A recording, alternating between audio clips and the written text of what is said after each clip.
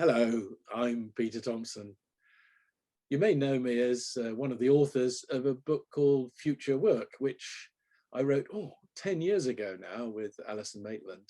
And at that time, we were looking at the way working practices were changing.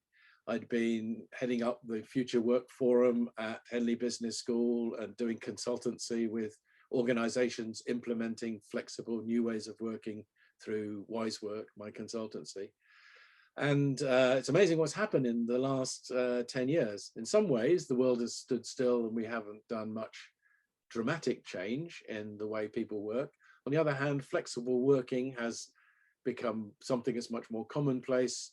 Organizations are more concerned about the work-life balance of their employees and so on. But it's actually taken a pandemic to make a dramatic change. Little did we know, certainly when we wrote the book 10 years ago, that suddenly we would move from being on a slow path towards more flexible remote working to suddenly find everybody got sent home and there was a whole new world of work. So it's taken really a global pandemic to make us open our eyes and realize the world can work differently. And so it was probably during the second lockdown, I guess, that Mark got in touch with me to talk about this. Yes, Peter. I can't believe that it was a whole decade ago that Future Work was published, and we were delighted. My company, Word Association, was delighted to be featured in the book as one of the pioneers of what we used to call teleworking. What prompted me to get in touch was some months of contemplation.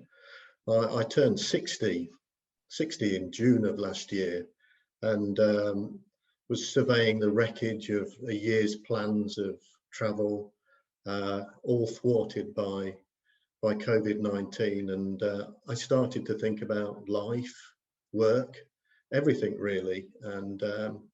And for some reason, Peter, that drew me towards you. And I dropped you a message via LinkedIn with a thought about how we could potentially work together. And we built up a bit of a conversation from there. We started talking about different collaborative projects. And what emerged from that was a discussion about how the world of work was changing. And it's from that discussion that the book Never Going Back was born.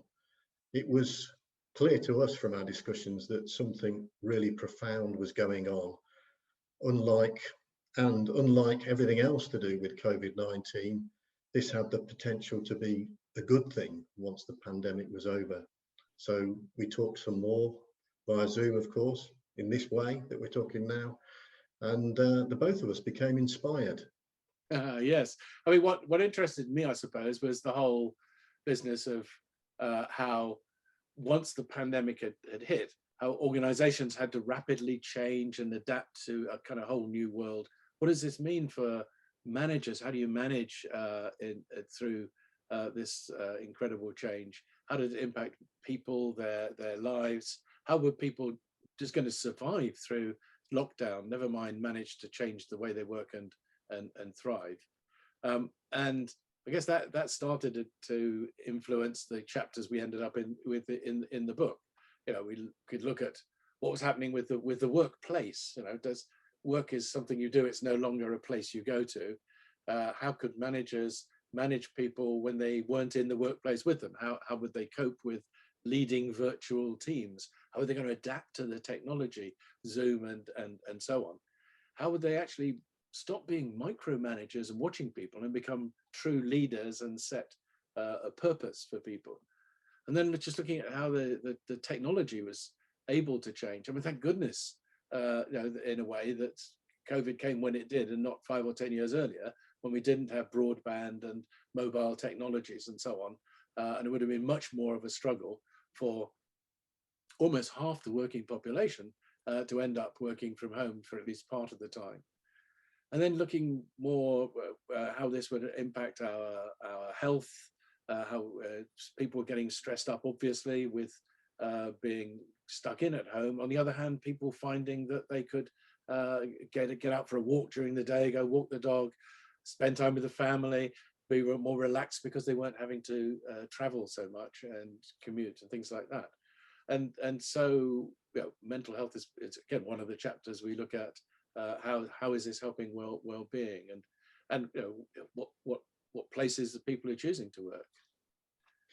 Yes, it was clear that the whole phenomenon around COVID-19 and its impact on the world of work was a revolution, really, perhaps the biggest change in the world of work since the Industrial Revolution, and that the impacts on not just the individual, but on cities, for example, would be quite considerable. One of the chapters looks at the impact on our towns and cities, how potentially they could be reimagined as places focused around people rather than cars. We look at the whole concept of the 15-minute city. And then we build on that and we look at the impact on the planet. We glimpsed a greener world in those first few weeks of lockdown. The chapter looks at how we can make sure that that greener world sustains and that we make it happen post-pandemic. The book also looks at the role of politicians who, to be fair, since the beginning of the century, have given quite a positive lead in terms of remote working, hybrid working. And the book closes by looking at what's happening right now. It's bang up to date in terms of the whole issue of the return to work and what businesses are considering in terms of working from home, working in the office, or the hybrid working option, which is proving to be quite popular. The book is packed full of case studies as well, from politicians, from business leaders, and from what we've decided to call the humble home worker, individuals who are working from home and experiencing complete change in their life. You can find out more about Never Going Back by visiting the website nevergoingbackbook.com, and of course by buying the book. So that leaves one thing that we wanted to say, our big message, which is we're never going back.